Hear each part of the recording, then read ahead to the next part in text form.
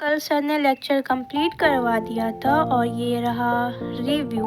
तो मैंने सर से पहली बार पढ़ा, आप सब ने भी पहली बार ही पढ़ा होगा क्योंकि सर अभी ऑनलाइन अभी स्टार्ट किया पढ़ाना पीडब्ल्यू में। तो काफ़ी अच्छा सर ने पढ़ाया, लाइक दूसरे चैप्टर से रिलेट करके भी पढ़ाया। अगर आपने पहले पढ़ा होगा चैप्टर तो और अच्छे से समझ में आया होगा। नोट्स भी काफ़ी अच्छी सर ने बनवाई है। तो मैंने पूरी तो नोट्स नहीं बनाई बट कुछ मैंने नोट्स कर लिया, बट नेक्स्ट टाइम से अब नोट्स नहीं बनाऊंगी क्योंकि टाइम नहीं है और मेन फोकस एनसीईआरटी पे करना है। तो ऐसे मैंने नोट्स बनाई है।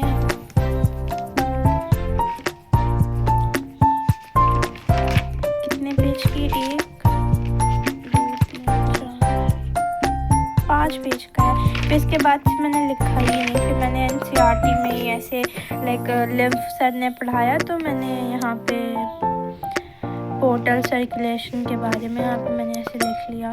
मेरी एनसीईआरटी की हालत कुछ ऐसी है।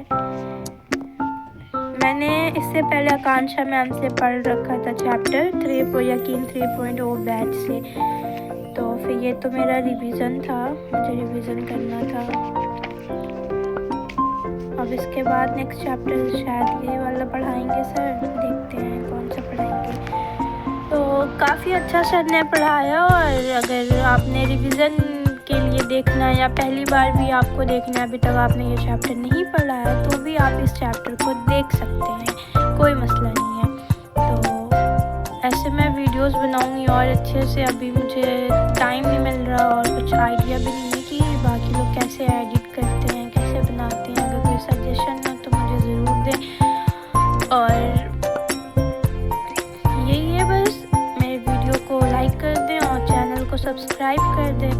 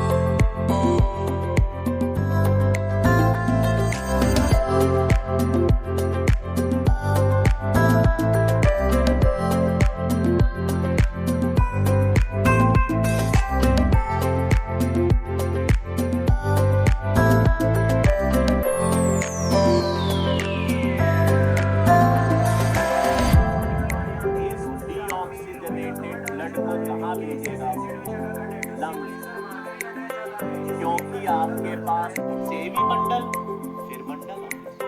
तो जैसे ही इंपल्स ऑफ वेंट्रिकल्स में आई, जैसे ही इंपल्स ऑफ वेंट्रिकल्स में आई तो वेंट्रिकल अब कॉन्ट्रैक्ट करेगा। नेक्स्ट इवेंट क्या हुआ? नेक्स्ट इवेंट हुआ वेंट्रिकुलर सिस्टम। नेक्स्ट इवेंट हुआ वेंट्रिकुलर सिस्टम। लेकिन अब सोचना इंपॉर्टेंट है, एनसीईआरटी की पॉइंट ये थी, जब वेंट्रिकल्स को ट्रैक करेंगे तो एट्रिया क्या करेगा? जब वेंट्रिकल्स रिलैक्स करेगा तो वेंट्रिकुलर सिस्टली के साथ क्या चलेगा?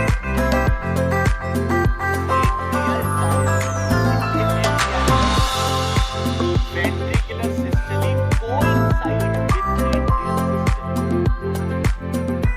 आ गई बात समझ में? Ventricular systole coincides with atrial. अब वेंट्रिकल्स बढ़ेगा। बच्चों ये मैंने सिर्फ आपको समझाने के लिए नीचे लिखा है, ऑब्वियस सी बात है ये ऊपर से ही होगी, ये तो सिर्फ एक कार्टूनी स्ट्रक्चर है ताकि आपको समझ आ सके।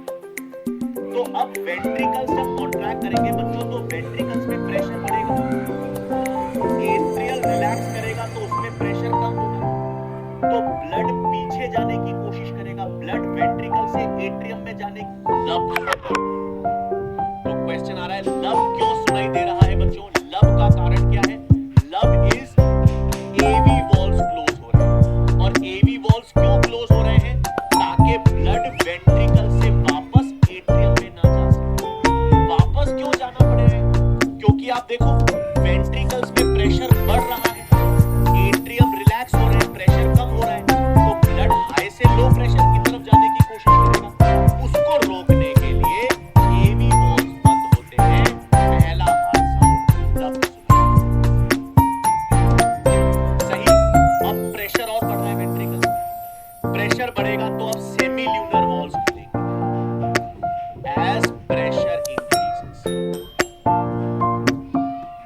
अब वेंट्रिकल्स में जैसे जैसे प्रेशर इंक्रीज होगा अब क्या खुलेंगे बच्चों? Semi lunar walls.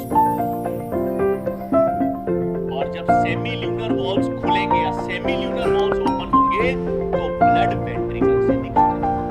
कहां निकलेगा भाई? वेंट्रिकल से ब्लड निकलेगा तो आयोटा और आर्टरीज में। क्लियर? आ रही है बात समझ में? वेंट्रिकुलर सिस्टली में फाइनली लास्ट टॉपिक, फिर ये चैप्टर खत्म, सर क्वेश्चन करवाएंगे, फिर 10:30 बजे तक ये कंप्लीट हो जाएगा। फाइनली चैप्टर कंप्लीटेड, बस लास्ट में क्वेश्चन बचे हैं, क्वेश्चन करेंगे 10:30 तो आराम से बचने वाले हैं। Both are false, B is the correct option. देखो बच्चों क्या है question? Factors for coagulation are present in plasma in active form. No, inactive form. Active form नहीं होते, इनएक्टिव फॉर्म होता है। ये पहला statement. Plasma without clotting factor is called serum. Plasma with No, clotting factor without. गलत। Plasma without clotting right. Factor is called serum. Option is going to be D. Reason दोनों गलत हो गए बच्चों। So the option is going to be D. Yes. NCERT के statements हैं, छोटी छोटी गलतियां हैं, वो ध्यान रखनी है। जरूर कमेंट करके बताइएगा बच्चों आपको ये सेशन कैसा लगा। Finally अगले सेशन में आपसे complete. मुलाकात होगी।